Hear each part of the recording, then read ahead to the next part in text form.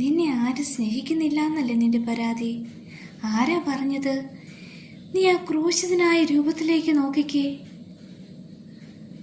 അദ്ദേഹത്തിൻ്റെ ശിരസിലെ മുൾമുടി കണ്ടോ? അതിൽ നിന്ന് ചോര ഇറ്റിറ്റ് വീഴുന്നത് കണ്ടോ? കൈകാലുകളിലെ ആണിപ്പാടികൾ അതിൽ നിന്ന് നീളമുറ്റിറ്റ് വീഴുന്നു. ഇതെല്ലാം ആർക്ക് വേണ്ടിയാ? നിനക്ക് വേണ്ടി. അതെന്തിനുള്ള തെളിവാ? നിന്നെ ദൈവം അത്രമാത്രം സ്നേഹിക്കുന്നു എന്നതിനുള്ള തെളിവാ. പിന്നെ ഈ പുൽക്കുടിക്ക് തുല്യരായ ഈ ഭൂമിയിലെ ഏതെങ്കിലും ഒരാൾ നിങ്ങളെ സ്നേഹിക്കുന്നില്ല എന്നോർത്ത് നീ എന്തിനാ സങ്കടപ്പെടുന്നേ? നിന്നെ ജീവൻ ബലി കൊടുത്ത് സ്നേഹിച്ച സർവശക്തനായ ദൈവത്തമ്പുരാൻ ഉള്ളപ്പോൾ, അദ്ദേഹത്തിൻ്റെ പുത്രനെ തന്ന് അത്രമാത്രം അദ്ദേഹം നിന്നെ സ്നേഹിക്കുന്നുണ്ട്. അങ്ങനെ ഒരാൾ ഉള്ളപ്പോൾ നീ എന്തിനാ സങ്കടപ്പെടുന്നത്? നിന്നെ ആരും സ്നേഹിക്കുന്നില്ല എന്ന്.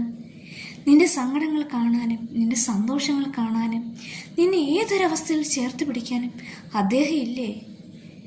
നീ ഒന്ന് അദ്ദേഹത്തിനെ സമയം മാറ്റിവെച്ചേ. നിന്നെ സ്നേഹിക്കാത്തവർ പോട്ടേന്നേ, അവർ അവരുടെ പാട്ടിന് വിട്ടേക്ക്. അവരാണോ നിന്റെ ജീവിതം നിർണ്ണയിക്കുന്നത്?